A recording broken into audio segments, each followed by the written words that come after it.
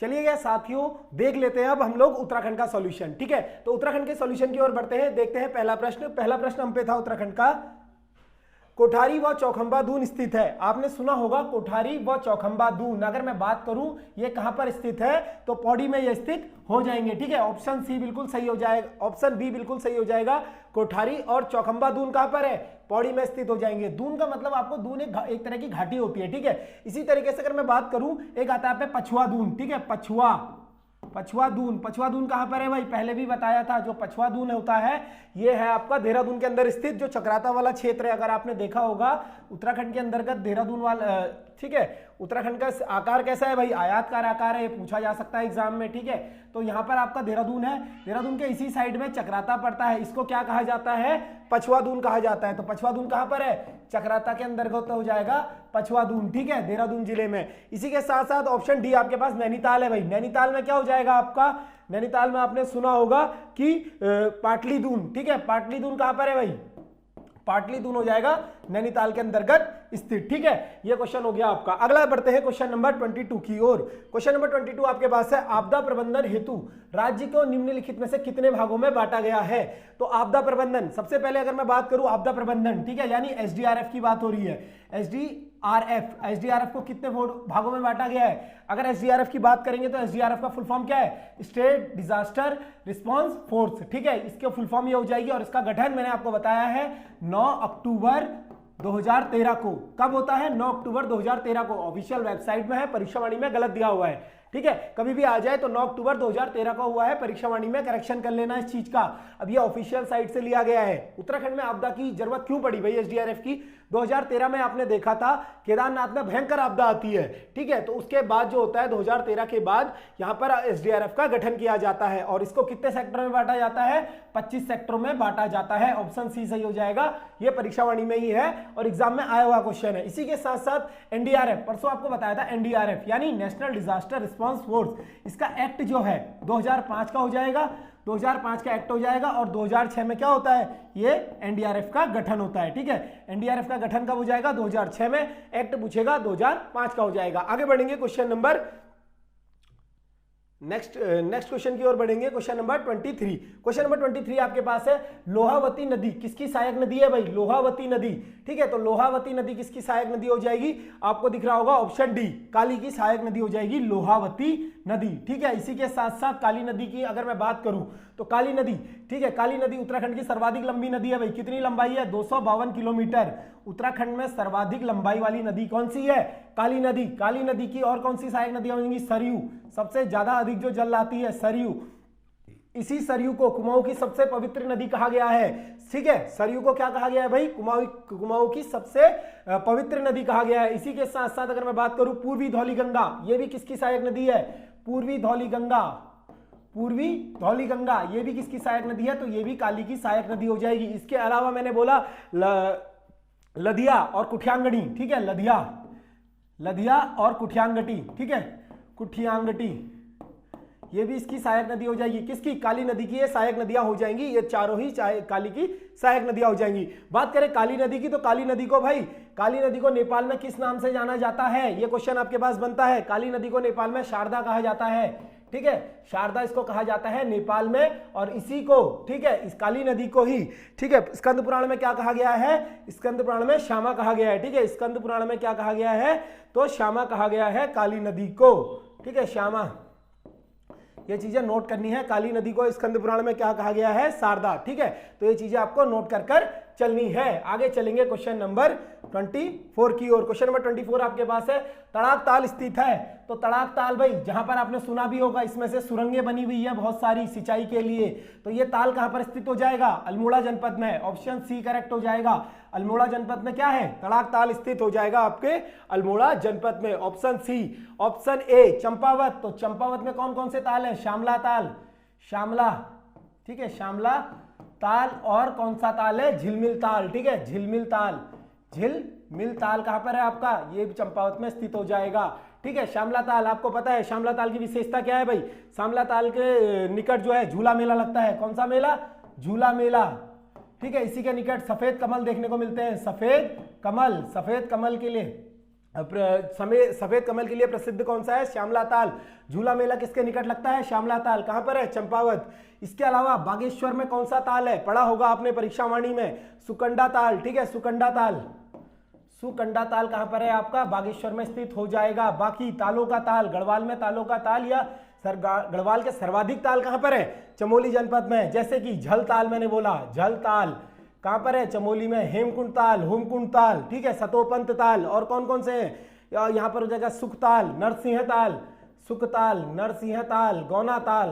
कहां पर है? सभी ताल आपके चमोली में हो जाएंगे। गढ़वाल के जो सर्वाधिक ताल हैं वो कहां पर है? चमोली जनपद में है। विरही ताल, लिंगा ताल, अछरी ताल, ये सब कहां पर है? चमोली जनपद में स्थित है। क्वेश्चन नंबर 25 क्वेश्चन आपके पास है, निम्नलिखित में से ताल पंचभुजाकार है। कौन सा ताल पंचभुजाकार है भाई? 5 भुजाकार कौन सा ताल है?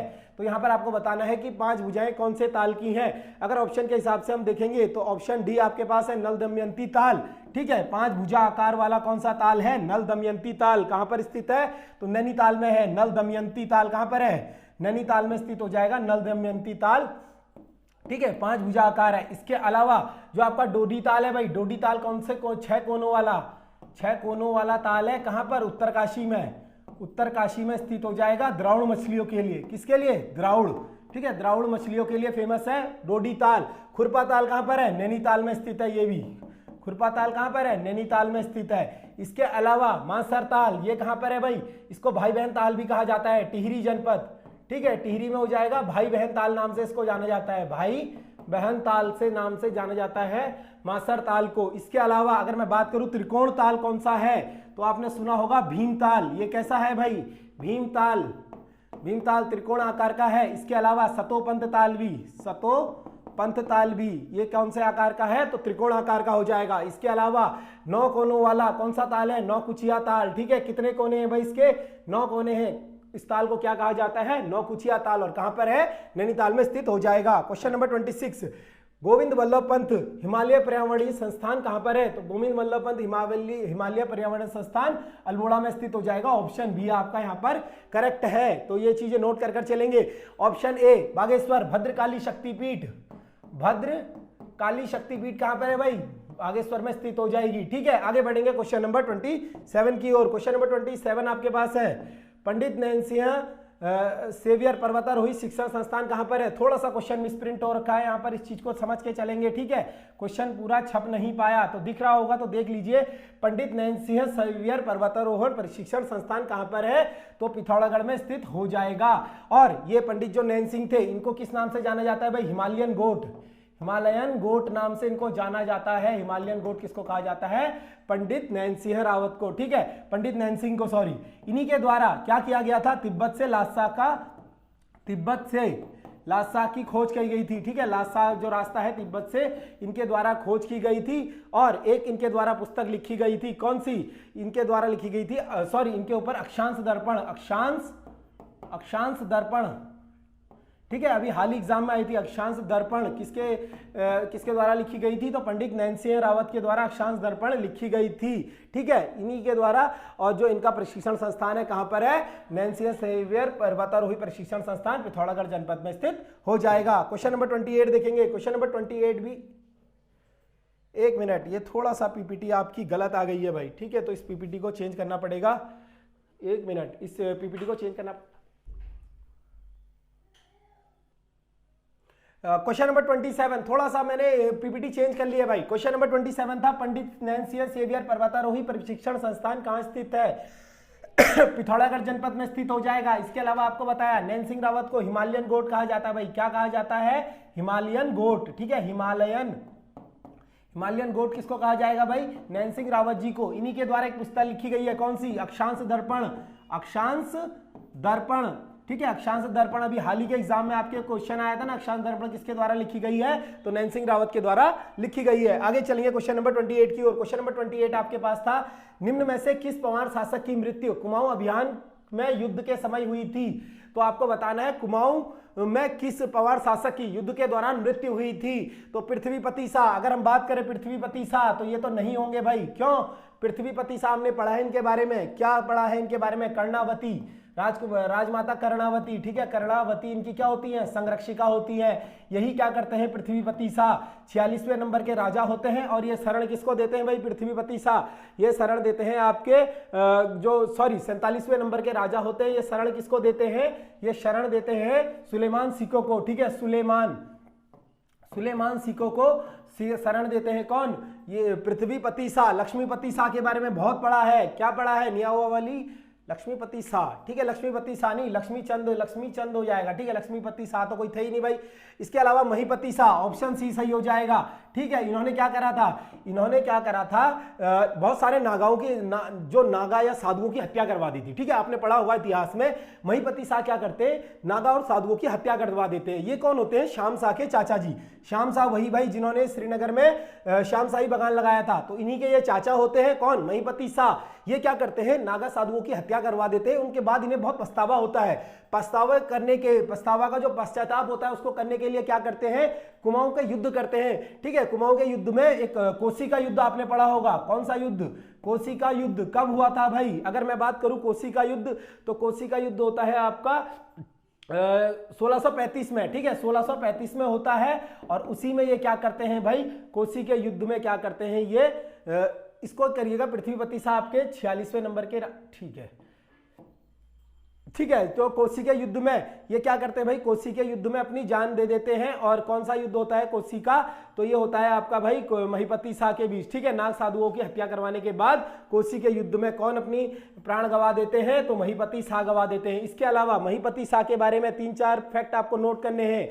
इनका जो सेनापति होता है, कौन होता है, ठीक है, इनका सेनापति कौन होता है, इसको काट ही देना, ठीक है, इसका क्रम बाद में लिखा दूंगा, अभी रिकॉल नहीं हो रहा है, ठीक है। तो कोसी के युद्ध में अपनी जान कौन देता है, कोसी के युद्ध में महिपति शाह देते हैं। इसके अलावा रोटी सूचक प्रथा, ठीक है, रोटी सूचक प्रथा कौन चलाता है, महिपति शाह चलाता है, ठीक है। इसके अलावा महिपति शाह भाई आपको बताया 1635 में कोसी के युद्ध में जान गंवा देता है। और इसके जो सेनापति होते हैं कौन, लोधी रिखोली, ठीक है, लोधी रिखोली इसके सेनापति होता है, ठीक है। और इसका सेनापति कौन होता है भाई, माधो सिंह भंडारी, जिसको क्या कहा जाता है, उत्तराखंड का गर्वभंजक की उपाधि दी जाती है, ठीक है। तो माधो सिंह भंडारी किसका सेनापति होता है, महिपति शाह का होता है। इस चीज को नोट कर चलेंगे। आगे बढ़ेंगे क्वेश्चन नंबर 29 की ओर। कत्यूरी राजवंश में तृतीय शाखा की नींव निम्न में से किसके राजा ने रखी थी, तो तृतीय राजवंश की नींव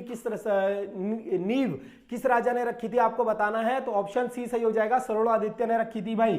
कत्यूरियों के बारे में रोज पढ़ा रहा हूं। कत्यूरी प्रथम ऐतिहासिक वंश हो जाएगा उत्तराखंड का, ठीक है, कत्यूरी हो जाएगा प्रथम ऐतिहासिक वंश उत्तराखंड का, ठीक है। आगे चलेंगे क्वेश्चन नंबर 30 की ओर। क्वेश्चन नंबर 30 आपके पास है, नैनीताल में भयंकर भूस्खलन कब आया। तो नैनीताल का भूस्खलन आपने पढ़ा होगा, जहां पर नैनीताल में करीबन 60% जो 60% से भी ज्यादा क्षति हुई थी 18 सितंबर 1880 को। ऑप्शन बी करेक्ट हो जाएगा। आपने पढ़ा होगा और पेपर में भी बहुत बार पूछा गया है। ऐसे क्वेश्चन ना बहुत रिपीट होते हैं, चाहे मालपा भूस्खलन हो या नैनीताल भूस्खलन हो, जो भयंकर भूस्खलन होते हैं वो ज्यादा रिपीट होते हैं। तो नैनीताल का कब हो जाएगा, 18 सितंबर 1880 को नैनीताल में भयंकर भूस्खलन आया था। इसके अलावा उत्तरकाशी का पढ़ा होगा आपने, उत्तरकाशी, ठीक है। उत्तरकाशी का अगर मैं बताऊं आपको तो 2 बार वहां पर अच्छा सा भूकंप आया था, अच्छा खासा, ठीक है। एक तो आया था 22 मई, ठीक है, बहुत बड़ा भूकंप था, 22 मई 1803 में आया था, ठीक है। ये कितनी तीव्रता का था, तो 6.0 तीव्रता का था ये। इसके अलावा उत्तरकाशी में कब आता है, 20 अक्टूबर को, 20 अक्टूबर 1803 को फिर से आता है। ये 6.6 तीव्रता का होता है, जो कि भयानक भूस्खलन होता है। इसके अलावा बद्रीनाथ का पढ़ा होगा आपने। बद्रीनाथ में कब आया था, बद्रीनाथ में, ठीक है, बद्रीनाथ में आया था आपका, बद्रीनाथ में आया था 1 सितंबर 1803 में, 1 सितंबर 1803। तो 1803 वाला भूकंप जो है बहुत विनाशकारी भूकंप था, आपने सुना भी होगा। जो प्रद्युमन शाह होते हैं, गढ़वाल में भयंकर भूस्खलन आता है, तभी तो वो क्या करते हैं, गढ़वाल में बहुत ज्यादा जो जाने हैं वो चली जाती हैं, आधे से ज्यादा गढ़वाल तबाह हो जाता है 1803 के भूकंप में, ठीक है। इसके अलावा हमने पढ़ा था कि मालपा का भूस्खलन, बार बार एग्जामिनर पूछता है, मालपा भूस्खलन कब हुआ था भाई, 17 अगस्त, बाई डेट लिखकर जाना, 1998 को हुआ था, ठीक है। मालपा भूस्खलन कब हुआ था, 17 अगस्त 1998 को हुआ था। एग्जाम में बाय डेट याद कर चलना। पिछली बार पूछा था सचिवालय रक्षक में, ये पूछा था कि मालपा भूस्खलन कब आया, 1998 में। फिर उसके बाद वीडियो के एग्जाम में दोबारा एक क्वेश्चन बना था, डेट सही, दोनों ही इंपॉर्टेंट है। ठीक है, आगे चलेंगे क्वेश्चन नंबर 31 की ओर। पद्म विभूषण प्राप्त करता सुमेलित है, सुमेलित है, ध्यान से पढ़े कौन सा सुमेलित है? घनानंद पांडे। क्या इनको 1969 में मिला था? बिल्कुल मिला था भाई, घनानंद पांडे को मिला था 1969 में, बिल्कुल मिला था। भैरव दत्त पांडे, इनको 2001 नहीं, भैरव दत्त पांडे को कब मिला था? भैरव दत्त पांडे को मिला था 2000 में, प्रशासनिक सेवाओं के लिए 2000 में मिला था, प्रशासनिक सेवाओं के लिए। ठीक है, प्रशासनिक सेवाओं के लिए मिला था 2000 में भैरव दत्त पांडे को। अगला है सुंदरलाल भगुड़ा जी, इनको कब? 2018 नहीं तो 2009 में इनको मिला था भाई। किसके लिए? पर्यावरण के लिए, पर्यावरण के लिए मिला था। कुंवर नैन सिंह को ब्रेल लिपि के लिए कब दिया गया था भाई? ब्रेल लिपि के लिए दिया गया था इनको, तो कुंवर नैन सिंह को दिया गया था 1990 में। ठीक है, 1990 में दिया गया था ब्रेल लिपि के लिए, ब्रेल लिपि के लिए। ठीक है, ब्रेल लिपि के लिए किसको दिया गया था 1990 में? तो ये दिया गया था भाई आपके कुंवर सिंह नेगी को। इसके अलावा उत्तराखंड से बछेंद्र पाल को कब मिला था भाई? बछेंद्री पाल जी को मिला था आपका 2019 में। ठीक है, बछेंद्री पाल जी को कब मिला था? 2019 में, पर्वतारोही जो हो जाएंगी उत्तरकाशी जनपद से। क्वेश्चन नंबर 32 देखेंगे। 32 क्वेश्चन है, टिहरी भूमि बंदोबस्त के संदर्भ में सही नहीं है, नहीं है, धुआं धुआं कर दो इसको फिर से भाई, नहीं है कह रहा है, दोबारा प्रश्न पढ़ो। टिहरी भूमि बंदोबस्त आपने पढ़ा होगा शायद, अगर मैंने बताया था तो ठीक है, अगर नहीं बताया दोबारा बता देता हूं। सुदर्शन शाह द्वारा 1823 में भूमि बंदोबस्त कराया गया था, बिल्कुल कराया। पहले तो एक चीज आपको नोट कर चलनी है। ठीक है, तो इस क्वेश्चन को हम समझेंगे, इस क्वेश्चन को समझते रहेंगे, आपको नोट करिए। ठीक है, मैंने एक ट्रिक बताई थी आपको, वही क्वेश्चन करा रहा हूं। ठीक है, वही क्वेश्चन बता रहा हूं भूमि बंदोबस्त वाला। तो इस ट्रिक को लिखिए भाई, सब पी के नहीं मरे। ये क्या है भाई? ये ट्रिक हो जाएगी। सुदर्शन शाह, भवानी शाह, प्रताप शाह, कीर्ति शाह, नरेंद्र शाह, मानवेंद्र शाह। ठीक है, और टिहरी में कितने कुल भूमि बंदोबस्त हुए थे? तो 5 भूमि बंदोबस्त हुए थे टिहरी में। ठीक है, इस चीज को नोट करना, टोटल 5 होते हैं।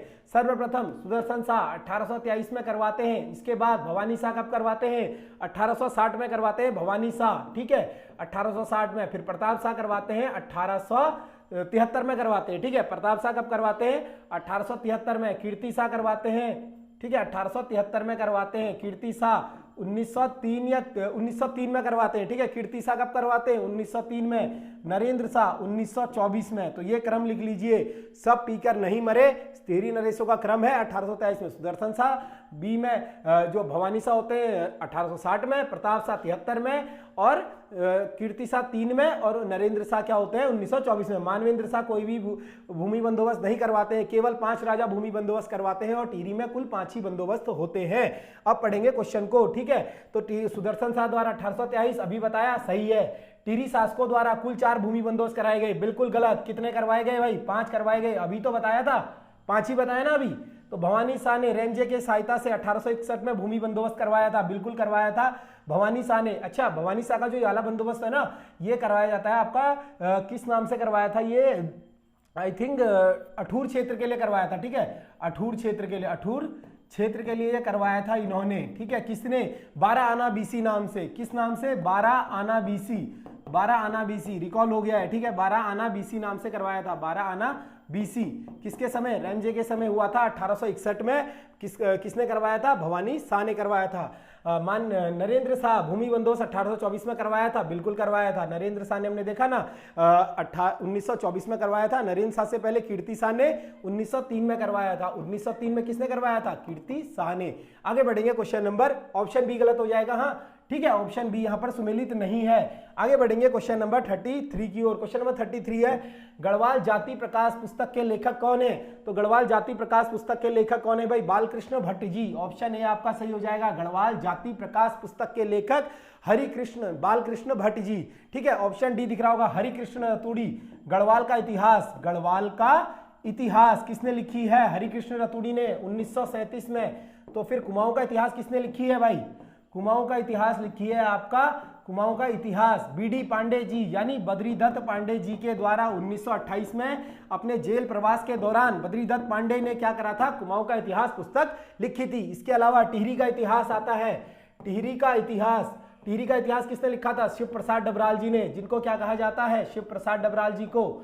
ठीक है, उत्तराखंड का एनसाइक्लोपीडिया, या फिर चारण किनको कहा जाता है, शिव प्रसाद डबराल जी को। इन्होंने क्या करा, टिहरी का इतिहास नामक पुस्तक लिखी थी। एक आता है आर्कियोलॉजिकल ऑफ कुमाऊं, ठीक है, आर्कियोलॉजिकल ऑफ कुमाऊं किसकी है भाई, केपी नौटियाल जी की हो जाएगी, नोट करके लिखना, archaeological of Kumaon KP Nautiyal की। क्वेश्चन नंबर 34 को देखेंगे, गढ़वाल का बारदोली कही जाने वाला गजड़ू आंदोलन हुआ था, तो गढ़वाल का बारदोली किसको कहा जाता है, क्वेश्चन बना था, पुलिस में भी बना था, उसके बाद पटवारी में भी बना। देखिए ना, इसीलिए कहता हूं प्रीवियस ईयर PYQ, जो भी छात्र देख रहे हो PYQ लगाना बहुत जरूरी है। क्यों जरूरी है बताया है। देखो ऐसा होता है ना, अब जिसने सब कुछ पढ़ लिया वो अक्सर स्टूडेंट करते हैं रिवीजन, ठीक है, जिसने नहीं पढ़ा है या बरसाती होते हैं, मैंने हमेशा से बताया है, कुछ लोग बरसाती भी होते हैं, बरसाती मेंढकों की तरह। तो यहाँ पर क्या होता है कि आप लोग इनको हल्के में लेते हैं, इनको हल्के में नहीं लेना है। PYQ की इंपॉर्टेंस क्या है आपको पता है, लगातार रिपीटेड क्वेश्चन आते हैं। होता क्या है, PYQ अगर गलत हो गए ना, ये गलत हो जाए तो आपका क्या पता है क्या होता है, इसको गलत होने के साथ साथ आप कॉम्पिटिशन में पिछड़ जाते हो, क्योंकि जो सिलेक्शन वाला बच्चा होता है कभी गलत नहीं करता है। इस चीज को हमेशा याद रखना, सिलेक्शन वाला बच्चा ये बेसिक क्वेश्चन गलत नहीं करता है। जो सोचते हैं ना लोग हमारा सिलेक्शन नहीं हो रहा, इसी कारण नहीं हो रहा है, उल्टे सीधे क्वेश्चन के पीछे बहुत भागते हो आप लोग। मैंने देखा है अक्सर प्रैक्टिस सेटों में, ऑफलाइन इंस्टीट्यूशनों में, चाहे ऑनलाइन हो, यहाँ पर ऑफलाइन या ऑनलाइन किसी भी इंस्टीट्यूशन की गलती नहीं है जो उल्टे सीधे क्वेश्चन डालते हैं, क्योंकि बच्चों की डिमांड है। मैं तो हमेशा से बोलता हूं, ठीक है, अंकित सर जो प्रैक्टिस सेट बनाते हैं, मैं बहुत ज्यादा उनसे इंप्रेस इसलिए रहता हूं क्योंकि आपने देखा होगा हमारे प्रैक्टिस सेट बिल्कुल बेसिक रहते हैं भाई। मैंने हमेशा से कहा है, उल्टे सीधे प्रश्न ना आपको देहरादून तो छोड़िए, उत्तराखंड का कोई भी इंस्टीट्यूशन नहीं दे सकता है जो क्वेश्चन आयोग देगा, ठीक है। उसके चक्कर में बच्चे सोचते हैं यार ऐसे क्वेश्चन मिल जाए, यार इस इंस्टीट्यूट से तो इतने क्वेश्चन आए, वो एक सब तुक्का है, ठीक है। कोई इंस्टीट्यूशन अगर आपको 3 महीने से प्रैक्टिस सेट करा रहा है, पर मंथ अगर वो 15 प्रैक्टिस सेट करवाता है, ठीक है, यानी 3 महीने में 45 प्रैक्टिस सेट करवाए, ठीक है, 4500 प्रश्नों में से अगर उसके 40 क्वेश्चन भी आ जाते हैं तो बहुत बड़ी बात नहीं है भाई। 4500 प्रश्नों का मतलब समझते हो आप, इसमें से 40 प्रश्न छांटने में हालत खराब हो जाएगी, ठीक है। 40% प्रश्न भी आगे, इससे ज्यादा तो हमारे उससे आ जाते हैं, या फिर जिनके बेसिक होते हैं, क्योंकि क्वेश्चन तो उनके वहां से भी बेसिक ही आते हैं। ऐसा कभी आपने सुना किसी इंस्टीट्यूट में बहुत टफ पेपर बन रहा हो, आपके नंबर नहीं आ रहे, बहुत बच्चे वरीड रहते हैं कि यार प्रैक्टिस सेटों में 30-40 नंबर आ रहे हैं, क्या होगा, कुछ नहीं होगा भाई। वो प्रैक्टिस सेट ही ऐसे बन रहे हैं कि जहां पर आप 30-40 स्कोर कर पाओ, क्योंकि बच्चों की डिमांड ही वही है, ठीक है। इंस्टीट्यूशन वालों की गलती नहीं है। अगर वो बेसिक पेपर बनाते हैं, बच्चे बोलते हैं सर रिपीटेड पेपर बना रहे हो, अरे भाई रिपीटेड है तो आप 100 में से 100 मारिए ना, तब जाकर बोलिए रिपीटेड है। ये भी इतना बेसिक पेपर है, इसमें भी जो हमारे टॉपर हैं वो 80s में रहते हैं, किसी भी टॉपर के 100 नंबर नहीं आते हैं, ठीक है ना।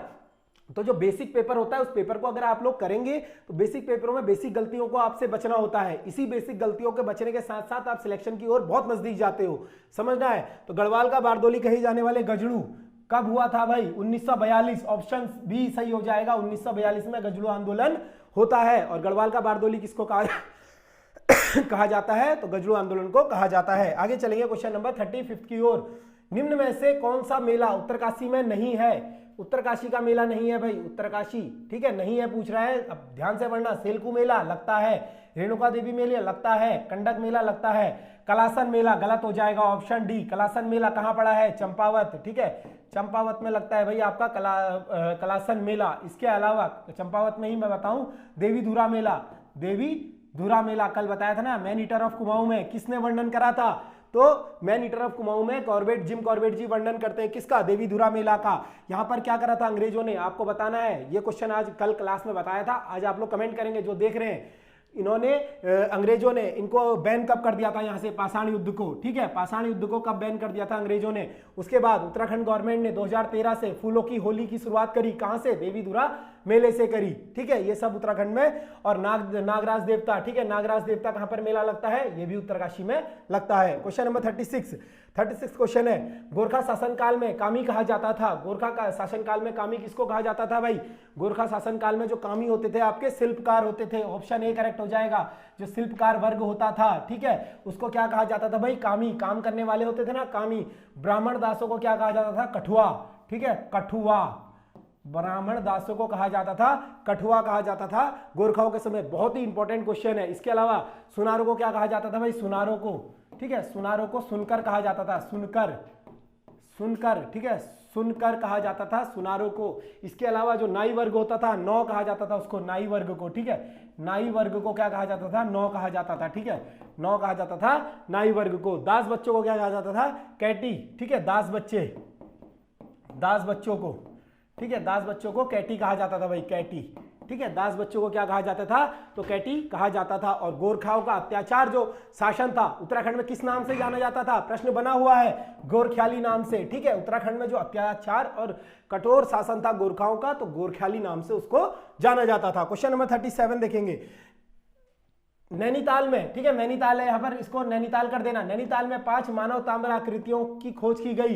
कब की गई, 1999 में। क्या की गई थी, 5 ताम्र मानव आकृतियों की खोज कहां से हुई थी, नैनीताल से 1999 में हुई थी। ठीक है, आगे बढ़ेंगे क्वेश्चन नंबर 38 की ओर। क्वेश्चन नंबर 38 आपके पास है, जुमड़ा है, तो जुमड़ा क्या है भाई, जुमड़ा है एक, आपको बताना है, ये हो जाएगा आपका थारुओं का नृत्य गीत। तो जुमड़ा क्या है आपका, जुमड़ा हो जाएगा थारुओं का नृत्य गीत। इसके अलावा थारू के बारे में बताया मैंने परसों, शोक पर्व, ठीक है, शोक पर्व के रूप में दिवाली कौन मनाता है भाई, थारू जनजाति। बजहर क्या है इनका, बजहर, ठीक है, बजहर इनका क्या हो जाएगा, त्योहार।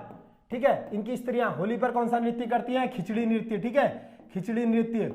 लठ भरवा भोज, लठ भरवा भोज, ठीक है, लठ भरवा भोज किसमें दिया जाता है भाई, थारू जनजाति में। कब दिया जाता है, जब विवाह होता है ना, जब कोई स्त्री विधवा हो जाती है, उसका विवाह दोबारा करवाते हैं, तो थारू समाज में क्या होता है, लठ भरवा भोज करवाया जाता है। ठीक है, ये सब थारू के बारे में है। युवा ग्रह, ये किसमें होता है, भोटिया जनजाति में। ठीक है, युवा ग्रह किसमें होता है, भोटिया जनजाति में होता है युवा ग्रह। आगे चलेंगे क्वेश्चन नंबर 39 की ओर। बिरही गंगा किस नदी जल प्रवाह क्षेत्र में आती है, तो बिरही गंगा किस नदी जल क्षेत्र में आती है भाई, भागीरथी तथा अलकनंदा जल प्रवाह में। ऑप्शन भी यहां पर करेक्ट हो जाएगा, बिरही गंगा भागीरथी अलकनंदा जल प्रवाह क्षेत्र में आती है। ठीक है, टॉन्स, ठीक है, यमुना आती है टॉन्स जल प्रवाह में, यमुना भी टॉन्स जल प्रवाह में आती है। जो यमुना की सबसे बड़ी सहायक नदी है कौन सी है, टॉन्स नदी है भाई। ठीक है, यमुना की सबसे बड़ी सहायक नदी कौन सी है, टॉन्स नदी हो जाएगी। बाकी काली की सबसे बड़ी सरयू, अभी बताया था, काली की लंबाई बताया था अभी कितनी, 252 किलोमीटर काली की लंबाई हो जाएगी, उत्तराखंड की सर्वाधिक लंबी नदी। क्वेश्चन नंबर 40 की ओर चलेंगे। ठीक है, निम्न में से किस स्थान पर वर्ष 2002 में, निम्न में से किसकी स्थापना वर्ष 2002 में हुई थी, तो 2002 में किसकी स्थापना हुई थी भाई, ऑप्शन दिए हैं आपको। ठीक है, अगर हम बढ़ेंगे, उत्तराखंड जल संस्थान इसका सही हो जाएगा। इसकी स्थापना कब होती है, इसकी स्थापना होती है 2002 में। ठीक है, इस चीज को नोट करना है। भारतीय वन्य जीव संस्थान कहां पर स्थित है, भारतीय वन्य जीव संस्थान, तो देहरादून में स्थित हो जाएगा। ठीक है, देहरादून में स्थित हो जाएगा भारतीय वन्य जीव संस्थान। उत्तराखंड भाषा संस्थान बताया था परसों ही, भाषा संस्थान कहां पर, 24 फरवरी 2010। ठीक है, 24 फरवरी 2010 को भाषा संस्थान की स्थापना देहरादून में। ठीक है, देहरादून में। अगर मैं यहीं पर बोल दूं उत्तराखंड बोली भाषा, ठीक है, उत्तराखंड बोली भाषा, बोली भाषा कहां पर है भाई आपका, बोली भाषा संस्थान हो जाएगा उत्तराखंड, ये हो जाएगा आपका गौचर में। ठीक है, गौचर चमोली, और इसकी स्थापना 2016 में होती है, उत्तराखंड बोली भाषा संस्थान।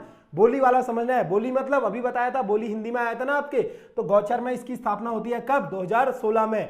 इसके अलावा जड़ी बूटी शोध संस्थान कहां पर है, गोपेश्वर चमोली में। कहां पर है, गोपेश्वर चमोली में। ठीक है, इस चीज को नोट कर चलेंगे, गोपेश्वर चमोली में हो जाएगा जड़ी बूटी शोध संस्थान। आगे बढ़ेंगे क्वेश्चन नंबर 41 की ओर। क्वेश्चन नंबर 41 है आपके पास, निम्नलिखित में से कौन सा उत्तराखंड का सबसे पुराना विश्वविद्यालय है, तो उत्तराखंड का सबसे पुराना विश्वविद्यालय कौन सा है। ठीक है, गोविंद बल्लभ पंत कृषि एवं प्रौद्योगिकी विश्वविद्यालय। इसकी स्थापना कब हुई थी भाई, 17 नवंबर 1960 को। कहां पर, पंतनगर के अंदर, नेहरू जी इसकी स्थापना करते हैं। इसके नाम के आगे जीबी पंत कब जुड़ता है, 1972 में। ठीक है, 1972 में इसके नाम के आगे जीबी पंत जुड़ता है। गढ़वाल विश्वविद्यालय श्रीनगर 1973 में स्थापना होती है, किसके द्वारा, किसके प्रयासों से, सॉरी, ठीक है, नारायण दत्त तिवारी के प्रयासों से गढ़वाल विश्वविद्यालय और कुमाऊं विश्वविद्यालय दोनों की स्थापना होती है। गढ़वाल विश्वविद्यालय की स्थापना श्रीनगर में होती है, कुमाऊं विश्वविद्यालय की नैनीताल में होती है। ठीक है, कुमाऊं विश्वविद्यालय 1973 में, कहां पर, नैनीताल में। गुरुकुल कांगड़ी विश्वविद्यालय कब होती है इसकी स्थापना, हरिद्वार में तो होती है 1902 में। ठीक है, लेकिन जो इसकी स्थापना पंजाब में होती है बताया कब, 1900 में। ठीक है, 1900 में। और इसी को विश्वविद्यालय का दर्जा कब दिया गया था, 1962 में विश्वविद्यालय का दर्जा दिया गया था। तो अब इन सब में से आपको क्या लग रहा है कि सबसे पहले किसकी स्थापना होती है, 1902 हरिद्वार में, गुरुकुल कांगड़ी। ऑप्शन डी आपका सही हो जाएगा। ठीक है, ऑप्शन डी आपका करेक्ट हो जाएगा। ठीक है, आगे चलेंगे क्वेश्चन नंबर 42 की ओर। क्वेश्चन नंबर 42 आपके पास था भाई, अल्मोड़ा मुद्राएं किस साम्राज्य से संबंधित है, अल्मोड़ा मुद्राएं। ठीक है, कुछ दिन पहले ही बताया था, अल्मोड़ा मुद्राएं यानी कुलिंद वंश से संबंधित है। ठीक है, किससे है, कुलिंद वंश से। कितने प्रकार की मुद्राएं मिली हैं कुलिंदों की? 3 प्रकार की। इन्हीं की मुद्राओं में अमोघ भूति प्रकार की मुद्रा, ठीक है, अमोघ भूति प्रकार की मुद्रा, और कौन सी मिली है? छत्रेश्वर प्रकार की मुद्रा, छत्रेश्वर प्रकार की मुद्राएं। और क्या मिली है हमें? अल्मोड़ा प्रकार की मुद्राएं। किसकी हो जाएंगी ये? कुलिंद वंश की मुद्राएं हो जाएंगी। कहां से? अल्मोड़ा प्रकार की मुद्राएं। अल्मोड़ा मुद्राओं के संबंध कुलिंद से है। और जो अमोघ भूति था भाई, इसकी मुद्राएं कैसी थी? रजत और ताम्र की, ठीक है, रजत और ताम्र दोनों की मुद्राएं थी। रजत और ताम्र दोनों की मुद्राएं किसकी थी? एकमात्र शासक कुलिंद शासक अमोघ भूति की, ठीक है। ब्राह्मी और खरोष्ट लिपि दोनों का प्रयोग हुआ था। खरोष्ट, ठीक है। और इन्हीं की जो मूर्तियां, इनकी मुद्राएं थी, इन पर देवी और हिरण का अंकन होता था। ये क्वेश्चन पूछा गया है कि अमोघ भूति की मुद्राएं किस प्रकार की थी? तो ब्राह्मी और खरोष्ट लिपि रजत तथा ताम्र दोनों से बनी थी। और जो कुलिंदों का सर्वशाली शक्ति शासक था वो अमोघ भूति था। क्वेश्चन नंबर 43 आपके पास है। निम्नलिखित में से किस समाचार पत्र का पहला अंक 15 अगस्त 1947 को देहरादून से प्रकाशित हुआ था? तो देहरादून से सर्वप्रथम कौन सा प्रकाशित हुआ था? ऑप्शन डी, कोई भी नहीं। कौन सा हुआ था? 15 अगस्त 1947 को। अगर मैं बात करूं कौन सा हुआ था देहरादून से, तो 15 अगस्त 1947 को होता है आपका युगवाणी, ठीक है, युगवाणी होता है। और इसके जो संस्थापक होते हैं या फिर इसके जो संपादक होते हैं वो कौन होते हैं? भगवती प्रसाद पांथरी जी। कौन? भगवती प्रसाद पांथरी जी, ठीक है। और इन्हीं के सहयोगी कौन होते हैं इसमें? गोपेश्वर कोठियाल, ठीक है, गोपेश्वर कोठियाल जी। इस चीज को नोट करना है, गोपेश्वर कोठियाल, ठीक है, कोठियाल। इनके सहयोगी कौन होते हैं? गोपेश्वर कोठियाल जी। ये चीज नोट कर चलेंगे। आगे बढ़ेंगे क्वेश्चन नंबर 44 की ओर। क्वेश्चन नंबर 44 आपके पास है। महिला हॉकी खिलाड़ी वंदना कटारिया को किस खेल पुरस्कार से सम्मानित किया गया? तो महिला जो हॉकी प्लेयर है, सबसे पहले वंदना कटारिया किस जिले से संबंधित है? हरिद्वार से, ठीक है। क्वेश्चन आता है वंदना कटारिया का संबंध किस जनपद से है? तो हरिद्वार से हो जाएगा भाई, ठीक है। इन्हीं को आपको पता है हाल ही में क्या हुआ था ओलंपिक्स में, जब इंडिया 4th नंबर पर आई थी तो इनको क्या मिला था भाई? अर्जुन पुरस्कार मिला था 2021 में। ऑप्शन ए सही हो जाएगा, वंदना कटारिया, जिनको उत्तराखंड में बाल सशक्तिकरण का ब्रांड एम्बेसडर भी बनाया गया था रेखा आर्या द्वारा। इन्हीं को 2021 में क्या मिला था? अर्जुन पुरस्कार। और 2022 में किसको मिला फिर अर्जुन पुरस्कार?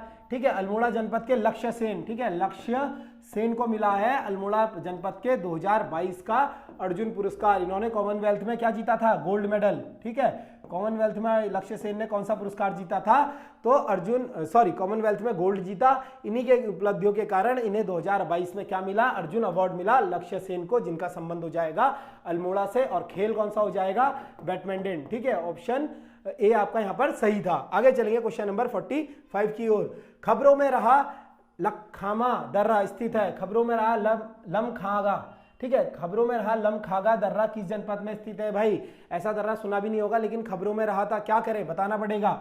Uttarkashi, option C. इसके अलावा उत्तरकाशी और तिब्बत के बीच, ठीक है, उत्तरकाशी प्लस तिब्बत के बीच, समझ जाना, शॉर्टकट में लिख रहा हूं, ठीक है। पढ़ा है हमने मुनिंगला, ठीक है। मैंने बताया ना, जिनके पीछे ला आ जाए अक्सर वो दर्रे कहां पर हैं? उत्तरकाशी में, मुलिंगला, ठीक है। सांग चोकला, ठीक है।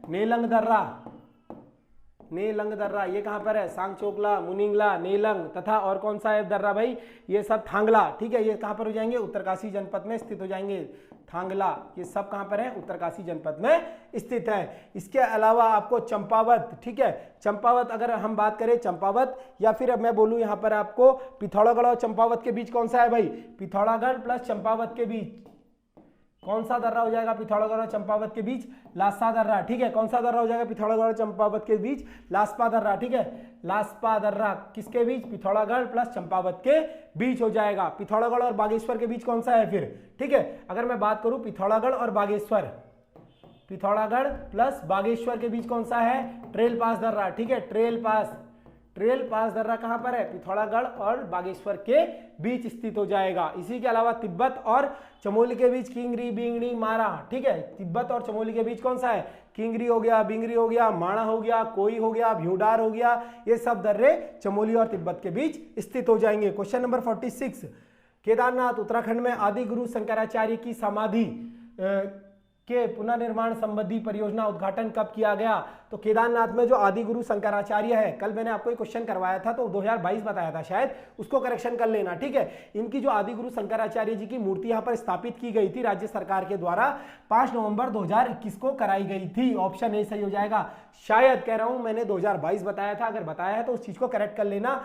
बाकी 5 नवंबर 2021 को इनकी मूर्ति यहाँ पर अनावरण की गई मोदी के द्वारा। इसकी जो मोदी का मूर्तिकार थे, ठीक है, मूर्तिकार कौन थे भाई, ये क्वेश्चन आपके करंट अफेयर में आ सकता है, योगी राज, ठीक है, योगी राज के द्वारा ये मूर्ति का डिजाइन किया गया था, जो आदि गुरु शंकराचार्य की है। इसके अलावा परसों बताया था 1820 में क्या करते हैं शंकराचार्य जी, जल समाधि ले लेते हैं, कहां पर, केदारनाथ में, ठीक है। 820 ईस्वी में शंकराचार्य जी जल समाधि लेते हैं केदारनाथ में। क्वेश्चन नंबर 47 देखेंगे, 47 क्वेश्चन है, 2013 में गांधी शांति पुरस्कार से सम्मानित चंडी प्रकाश भट्ट ने दसौली ग्राम स्वराज संघ की स्थापना कब और कहां की। तो दसौली ग्राम स्वराज 1964 गोपेश्वर में, ठीक है। दसौली ग्राम स्वराज की स्थापना कहां पर करते हैं, 1964 गोपेश्वर में करते हैं। ऑप्शन बी आपका सही हो जाएगा। और कौन करते हैं, चंडी प्रकाश भट्ट जी। जो ये आपका दसौली ग्राम स्वराज है ना, एक इसमें जो महिला मंगल दल होता है, ठीक है, 30 महिलाओं का महिला मंगल दल होता है, जो उसकी अध्यक्षा होती हैं, कौन होती हैं, गौरा देवी जी होती हैं, ठीक है, गौरा देवी जी उसकी अध्यक्ष होती हैं महिला मंगल दल की। जो दसौली ग्राम स्वराज मंडल की स्थापना कौन करता है, चंडी प्रकाश भट्ट जी 1964 में गोपेश्वर के अंतर्गत करते हैं। आगे चलेंगे क्वेश्चन नंबर 48 की ओर। सही युग्म का चयन कीजिए भाई, कौन सा युग्म सही है। मुख्यमंत्री घसारी योजना 2021 की है, बिल्कुल गलत, 2021 की तो है ही नहीं। घसारी योजना कब की है आपकी, मुख्यमंत्री घसारी योजना की अगर मैं बात करूं आपसे तो ये कब की है 2022 की हो जाएगी, ठीक है, ये 2023 की है, सॉरी, ठीक है, 2023 की है, ये 2023 की पुष्कर सिंह धामी द्वारा, ठीक है। 2023 में धन सिंह रावत और पुष्कर सिंह धामी के द्वारा ये योजना शुरू की गई। कौन सी, ये मुख्यमंत्री घसारी कल्याणी योजना, जिसमें महिलाओं को किट दी जाती है। किट में दातुली हो गया और आपके एक पानी की बोतल, कुछ इस प्रकार से गांव-गांव में बांटा जा रहा था चुनाव से पहले, ठीक है। तो नोट करके लिखना है, 2023 की योजना हो जाएगी। मुख्यमंत्री आंचल अमृत योजना 2019 की है। मुख्यमंत्री आंचल अमृत योजना क्या 2019 की है, गलत, 2020 की है, 13 मार्च 2020, ठीक है, 13 मार्च 2020। उत्तराखंड के सबसे खतरनाक और सबसे चर्चित मुख्यमंत्री कौन, त्रिवेंद्र सिंह रावत जी की, ठीक है, त्रिवेंद्र सिंह रावत जी की देन है मुख्यमंत्री आंचल अमृत योजना। पिछली बार वीडियो के पेपर में क्वेश्चन आया था, होम स्टेट योजना, पर्यटन से, बिल्कुल सही, 2018। अब कुछ बच्चों को इसमें डाउट था, थोड़ा सा दूर कर देते हैं। जो आपकी होम स्टेट योजना है वो कब की है, होम स्टे योजना फरवरी 2016 की, बिल्कुल सही जवाब था वो आप लोगों का, जो आप सोच रहे हैं ना परीक्षावाणी में। होम स्टे योजना फरवरी 2016 की ही है। लेकिन जो ये वाली होम स्टे योजना है दीनदयाल उपाध्याय गृह आवासीय योजना है, ठीक है, दीनदयाल उपाध्याय, ठीक है, दीनदयाल उपाध्याय, ठीक है, दीनदयाल उपाध्याय गृह आवास योजना। कौन सी, गृह आवास योजना, इसको पुनः स्थापित किया गया था, ठीक है, आवास योजना, इसको दोबारा से शुरू किया गया था 2018 में। तो यहां पर यही सही होगा। बाकी मुख्यमंत्री कौशल विकास योजना, ये कब की हो जाएगी भाई, मुख्यमंत्री कौशल विकास योजना 3 मई 2023 को, ठीक है, मुख्यमंत्री कौशल उन्नयन एवं विकास रोजगार योजना, ठीक है, मुख्यमंत्री कौशल एवं उन्नयन योजना, ठीक है, मुख्यमंत्री कौशल विकास एवं उन्नयन योजना, मुख्यमंत्री कौशल विकास, ठीक है, इस चीज को बदल दीजिएगा, विकास उन्नयन, ठीक है, मुख्यमंत्री कौशल विकास उन्नयन एवं विकास रोजगार योजना, ठीक है, उन्नयन एवं विकास रोजगार योजना, ठीक है। ये कब की हो जाएगी आपकी, मुख्यमंत्री विकास उन्नयन विकास रोजगार योजना, ठीक है, उन्नयन विकास रोजगार योजना, ये कब की है, ये हो जाएगी आपकी 3 मई 2023 की। कब की, 3 मई 2023 की भाई, 3 मई 2023 की ये योजना हो जाएगी। आगे बढ़ेंगे क्वेश्चन नंबर 49 की ओर। पर्वतारोही शीतल राज का संबंध है। शीतल राज कौन है, आपने देखा होगा, अक्सर चर्चाओं में रहती है, पर्वतारोही है, कहाँ की, पिथौरागढ़ की। ऑप्शन सी सही हो जाएगा। ये क्या है भाई, पिथौरागढ़ की पर्वतारोही है। इसके अलावा मैं आपको बताऊं तो चंद्रप्रभा एतवाल कहाँ की है, पिथौरागढ़ की, चंद्रप्रभा एतवाल, ठीक है, चंद्रप्रभा एतवाल, ये क्या है, प्रभा एतवाल, ये भी पर्वतारोही है, कहाँ की, पिथौरागढ़ जनपद की। इसके अलावा सुमन कुटियाल, ठीक है, सुमन कुटियाल, ये भी पिथौरागढ़ की ही पर्वतारोही हो जाएंगी। ऑप्शन यहाँ पर है नहीं, लिख लीजिएगा। उत्तरकाशी की कौन है भाई, उत्तरकाशी की कौन है, ठीक है, सबसे मानी जानी चर्चित बछेंद्र पाल जी, बछेंद्री पाल जी कहाँ की है, उत्तरकाशी की पर्वतारोही है। इसके अलावा सविता कंसवाल, ठीक है, सविता कंसवाल जी, ठीक है, जिनका हाल ही में क्या हुआ था, निधन हो गया था, कहां पर, उत्तरकाशी में। जो द्रौपदी का डांडा 2 है, एवलांच टूटने से उनकी मृत्यु हो गई थी। इन्होंने रिकॉर्ड बनाया था माउंट एवरेस्ट को सबसे कम दिनों में फतेह करने का। तो आपको तिथि बतानी है, कब करा था, बता चुका हूं पहले।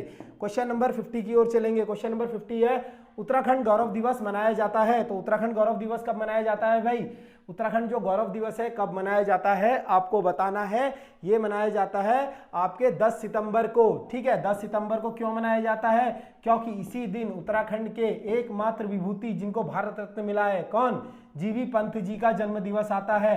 तो उन्हीं के जन्म दिवस के रूप में हम लोग क्या मनाते हैं, उत्तराखंड गौरव दिवस। इसके अलावा 24 सितंबर लोक संस्कृति दिवस, लोक संस्कृति दिवस, ठीक है, किसकी स्मृति में ये मनाते हैं हम, उत्तराखंड के गांधी इंद्रमणि बडोनी जी, ठीक है, इंद्रमणि बडोनी जी कौन है, उत्तराखंड के गांधी, ठीक है, इंद्रमणि बडोनी जी, ये उत्तराखंड के गांधी जी हैं। इन्हीं की स्मृति में 24 सितंबर को लोक संस्कृति दिवस मनाते हैं। इसके अलावा 12 अगस्त को प्रेरणा दिवस, कौन सा दिवस, प्रेरणा दिवस। क्यों मनाएंगे भाई प्रेरणा, ठीक है, प्रेरणा क्यों मनाएंगे, क्योंकि नरेंद्र सिंह नेगी जी ने हमें बहुत सारे गाने सुनाए हैं भाई, ठीक है।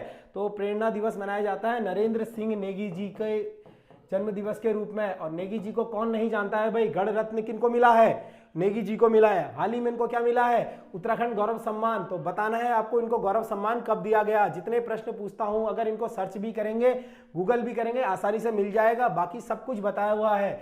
12 अगस्त को क्या मनाया जाता है, प्रेरणा दिवस। इसके अलावा 3-4 दिवस उत्तराखंड के मनाए जाते हैं, आपको बताया है, कल परसों में बताया था, साहित्य दिवस, ठीक है।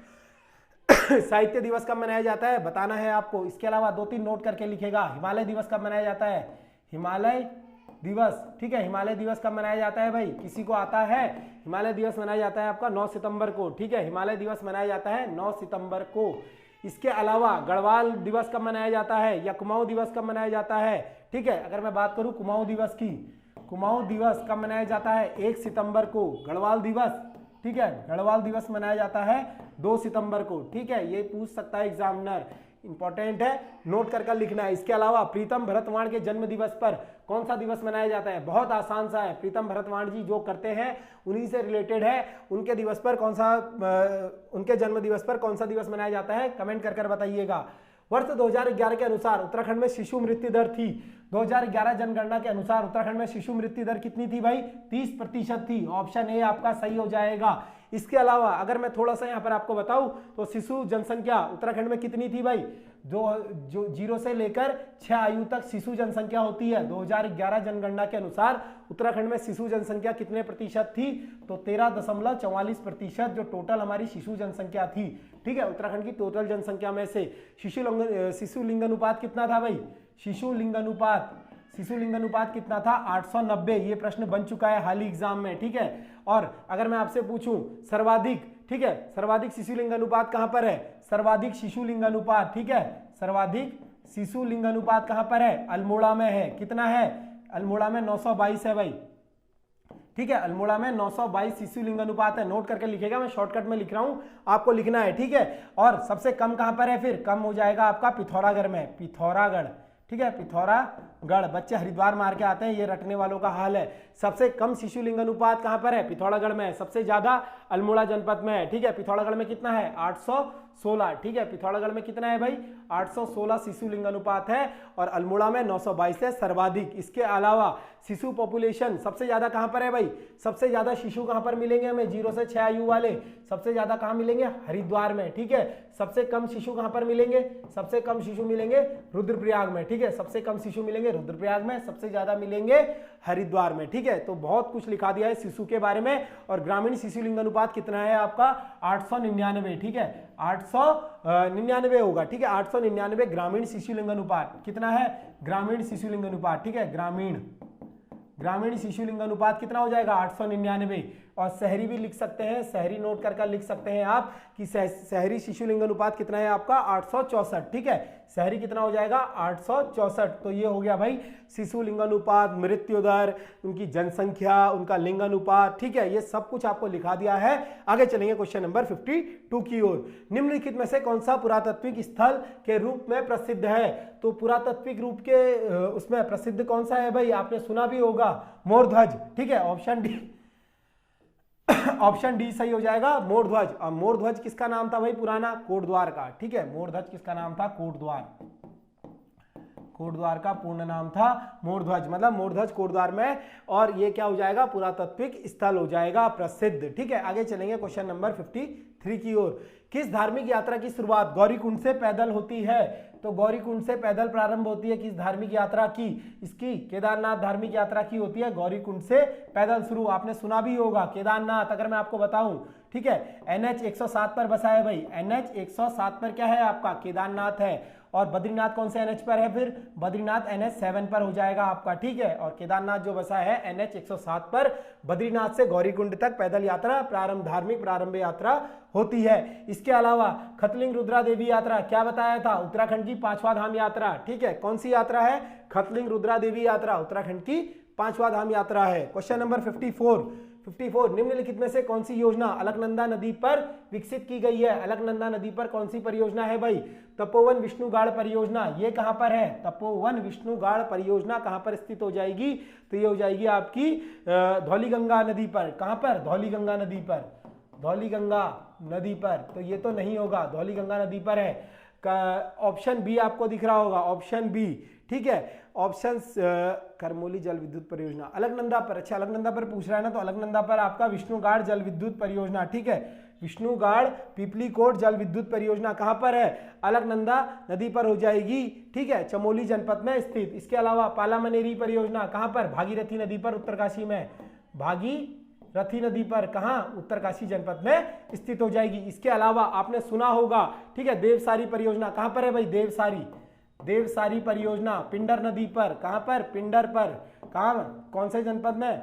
पिंडर पर हो जाएगी, तो चमोली जनपद स्थित हो जाएगी। इसके अलावा बार बार बताता हूं, कुल्हाल परियोजना कहां है? देहरादून में, यमुना नदी पर, ठीक है, कुल्हाल परियोजना। इसके अलावा ढालीपुर ढगरानी परियोजना यमुना नदी पर, देहरादून के अंदर स्थित हो जाएंगी। क्वेश्चन नंबर 55, उत्तराखंड में अट्टा बट्टा क्या है भाई? अट्टा बट्टा क्या हो जाएगा उत्तराखंड में? बताइएगा।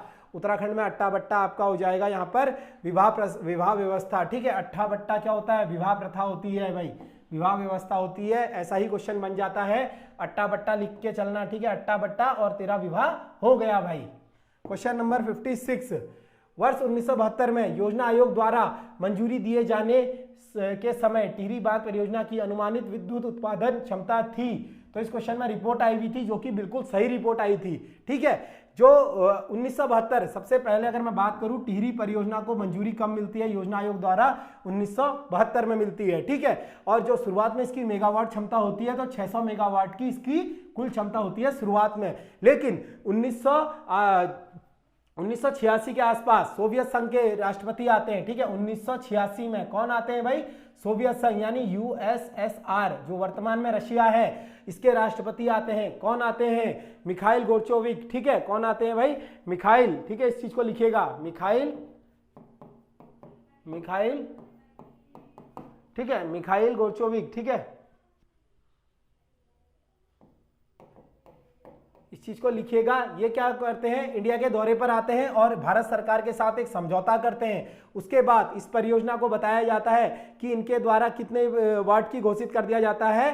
तो इनके द्वारा बताया जाता है कि इसमें मदद की जाएगी और 2000 वाट इनकी तरफ से जो सहायता है। तो टोटल कितने वाट की हो जाती है? ये 2400 मेगावाट की परियोजना हो जाती है 1986 के बाद, ठीक है। 1986 के बाद कितने मेगावाट की हो जाती है? और सोवियत संघ के राष्ट्रपति के साथ समझौता करने के बाद 2400 वाट की हो जाती है। ये क्वेश्चन इसलिए इंपॉर्टेंट है, मिखाइल गोर्चोविक जो ये आपके राष्ट्रपति है रूसी, ठीक है, इनकी हाल ही में मृत्यु हुई है 2022 के आसपास। तो बन सकता है, करंट अफेयर भी है, स्टैटिक क्वेश्चन भी है, ठीक है। इस चीज को नोट करना और जरा ये देख लेना भाई, ये रशिया के किस क्रम के राष्ट्रपति थे। थोड़ा सा डीप क्वेश्चन हो जाएगा, होमवर्क में गूगल करोगे आसानी से मिल जाएगा कि किस क्रम के राष्ट्रपति थे।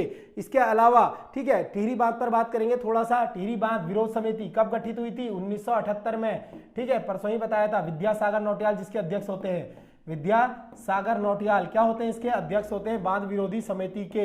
इसी में टीएसडीसी के द्वारा 1988 में क्या होता है, टीएसडीसी की स्थापना होती है, टीएसडीसी, ठीक है। ये अपना जो कार्य होता है 1989 से शुरू करती है, लेकिन उससे पहले कौन शुरू करता है इसका काम, यूपी का सिंचाई विभाग काम शुरू करता है भाई इसका, ठीक है, यूपी का सिंचाई विभाग काम करता है। बाद में 1988 के बाद टीएसडीसी को काम सौंप दिया जाता है।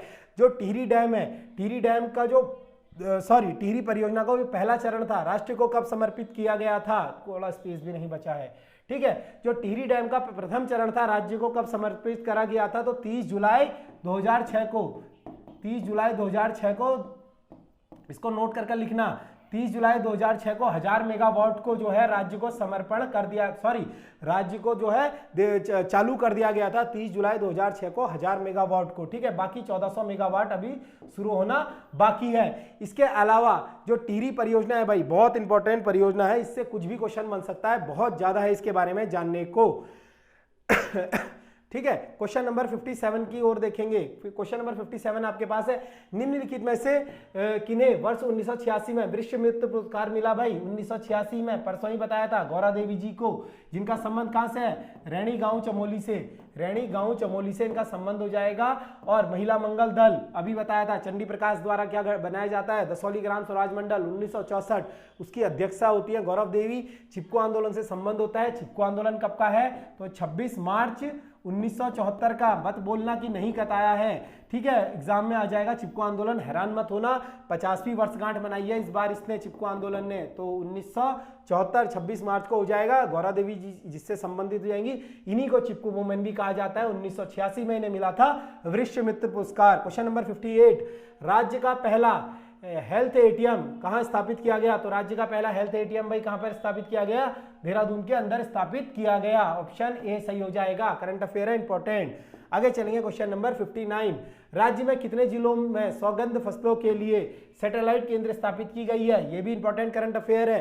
राज्य में कितने जिलों में सौगंध फसलों के लिए सैटेलाइट केंद्र स्थापित किया जाएगा, तो ये 5 जिलों के लिए स्थापित किया जाएगा। ऑप्शन ए इसका करेक्ट हो जाएगा, ठीक है। आगे चलेंगे आज के उत्तराखंड के अंतिम प्रश्न की ओर। क्वेश्चन नंबर 60, थारू लोग अपने को मानते हैं किसका वंशज भाई, थारू लोग अपने को किसका वंशज मानेंगे, महाराणा प्रताप का। ऑप्शन सी सही हो जाएगा, थारू लोग अपने को किसका वंशज मानते हैं, तो महाराणा प्रताप का वंशज मानते हैं। इसके अलावा पंवार राजपूत कौन मानते हैं अपने आप को, पंवार राजपूत, अगर मैं बात करूं पंवार राजपूत, ठीक है, पंवार राजपूत कौन मानते हैं, फिर बोक्सा जनजाति, ठीक है, बोक्सा जनजाति अपने को क्या मानती है भाई, बोक्सा जनजाति मानती है खस राजपूत, इसके पंवार राजपूत कौन मानती है, बोक्सा जनजाति।